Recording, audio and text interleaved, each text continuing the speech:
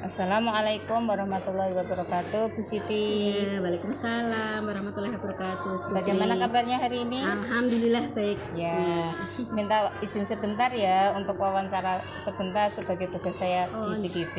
Siap. Yang pertama, selama ini bagaimana Bu Siti dapat mengidentifikasi kasus-kasus yang merupakan dilema etika atau bujukan moral? Ya, baik.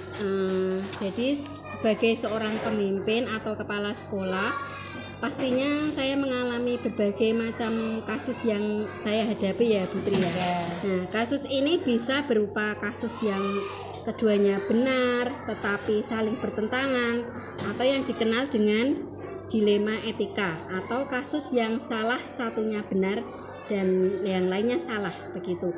Dari kedua kasus itu nanti akan saya identifikasi dengan benar agar ketika saya mengambil sebuah keputusan itu ada kesalahan. Nah, cara saya untuk mengidentifikasi kedua kasus itu dengan saya memahami kasus-kasus tersebut. Setelah itu saya komunikasi dengan pihak-pihak yang terlibat.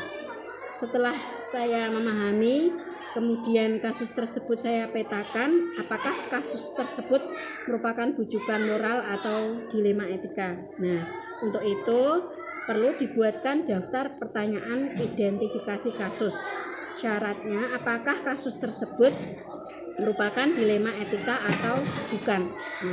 Apabila kasus yang diidentifikasi dari syarat-syarat tersebut, maka kasus tersebut termasuk dilema etika. Dan apabila syarat-syarat di atas tidak dipenuhi, maka itu merupakan kasus bujukan moral. Seperti itu, Putri. Terus yang kedua, selama ini bagaimana Bu Siti menjalankan pengambilan keputusan di sekolah Bu Siti, terutama untuk kasus-kasus di mana ada dua kepentingan yang sama-sama benar atau sama-sama mengandung nilai kebajikan? Kalau menurut saya, untuk kasus dilema etika, saya akan mempertimbangkan kedua hal yang sama-sama benar.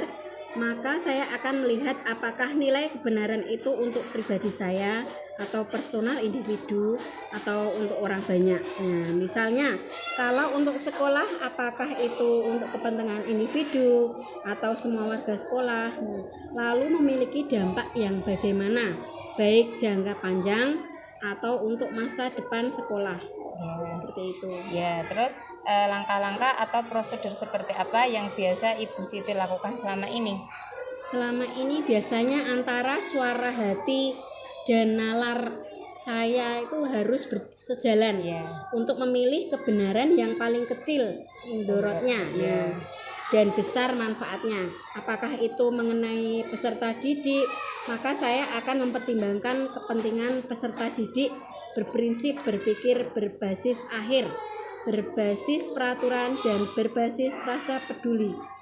Tahap selanjutnya, saya akan melakukan investigasi dengan memeriksa kembali fakta-fakta yang ada dan temukan peluang baru membuat keputusan.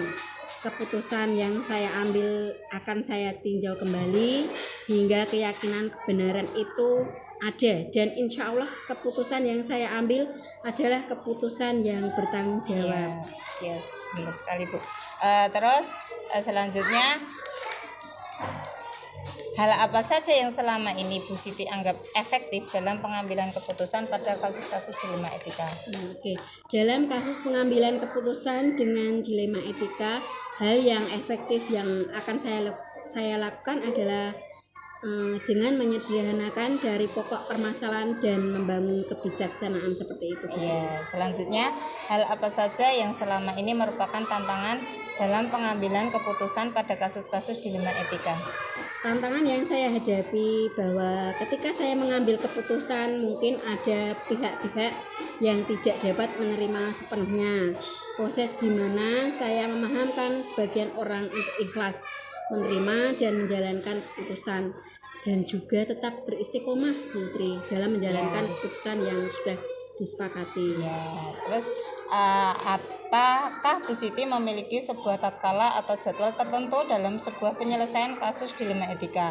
Apakah Bu Siti langsung menyelesaikannya di tempat atau memiliki sebuah jadwal untuk menyelesaikannya? Bentuk atau prosedur seperti apa yang Ibu Siti jalankan? Menurut saya ketika menyelesaikan kasus tidak ada jadwal tertentu dalam menyelesaikannya. Namun saya akan memprioritaskan kasus mana yang perlu diselesaikan dengan cepat nanti biar terciptanya lingkungan sekolah yang sehat dan kondusif buat semua warga sekolah. Ya, selanjutnya, adakah seseorang atau faktor-faktor apa yang selama ini mempermudah atau membantu Bu Siti dalam pengambilan keputusan dalam kasus-kasus dilema etika? Komunikasi yang baik dengan warga sekolah, pengelolaan emosi yang baik, dan pemahaman tentang bagaimana teori pengambilan keputusan sebagai seorang pemimpin itu menjadi faktor yang membantu dan mempermudah dalam pengambilan keputusan. Ya. Terus yang terakhir kali ya Bu Siti ya, dari semua hal yang telah disampaikan, pembelajaran apa yang dapat Ibu Siti petik dari pengalaman Bu Siti mengambil keputusan dilema etika tersebut? Ya, jadi pelajaran yang saya dari pengambilan keputusan dilema etika yaitu saya menjadi lebih bijaksana dalam menganalisa permasalahan untuk mengambil keputusan karena perlu ditelaah terlebih dahulu. Kemudian saya pertimbangkan secara matang, kedua belah pihak siap menerima, menghargai, menghormati, dan melaksanakan keputusan dengan baik. Seperti itu, Putri. Ya, terima kasih ya Bu Siti ya atas waktunya. Sama-sama, Putri. Semoga Bu Siti diberi kelancaran dalam menjalankan tugas sebagai Ibu Kepala Sekolah. Ya, baik Putri, terima kasih juga dan semoga Putri tetap semangat dan sukses selalu. Ya, amin. Assalamualaikum warahmatullahi wabarakatuh ya Bu Siti. Waalaikumsalam warahmatullahi wabarakatuh.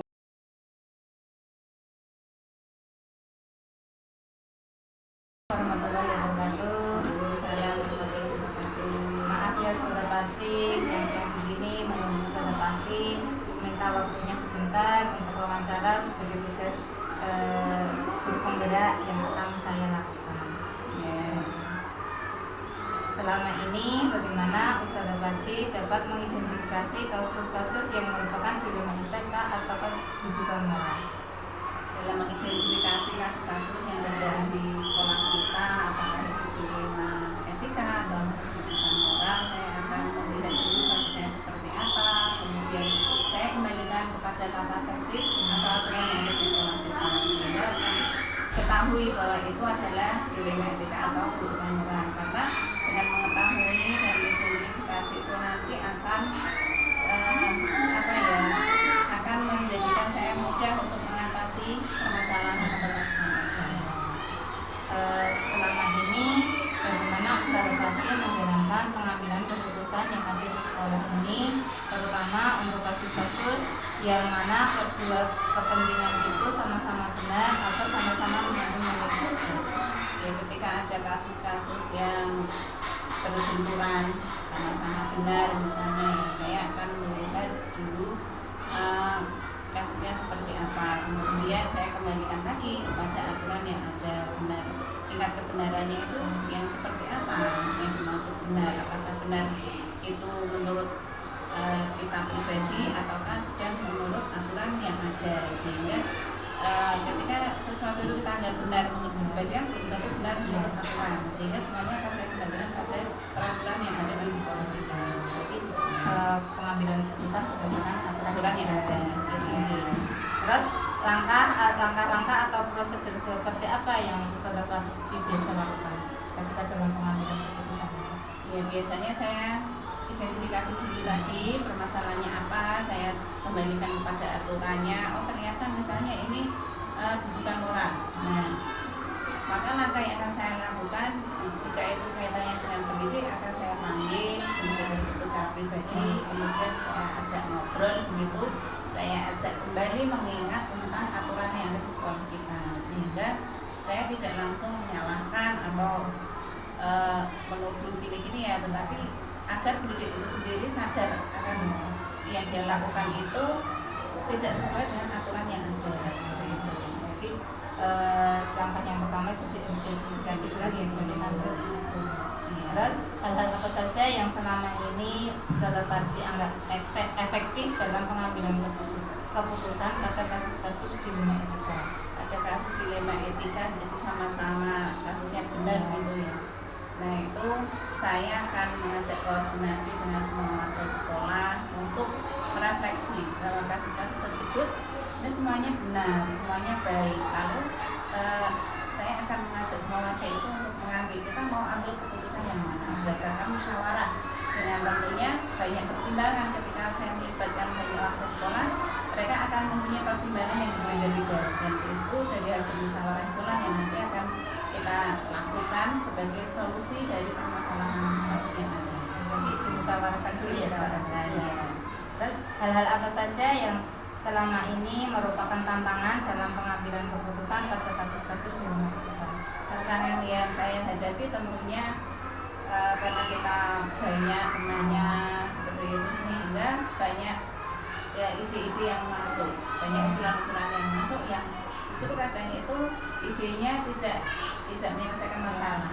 Jadi ya seperti itu. Nah, itu tantangannya seperti itu, saya harus bisa menerima semua masukan, meskipun menerima itu bukan berarti melakukan ya. Kita yang menerima, menghargai siapa yang usul, kita hargai, kita apresiasi. Nah, kemudian nanti baru kita mencari solusi terbaik. Nanti tantangannya kan yaitu tadi kita harus tetap terlihat baik saja, senyum seperti itu, dan agar keputusan yang kita ambil nanti itu tidak menyakiti hati teman tadi yang usul dan tidak menerima.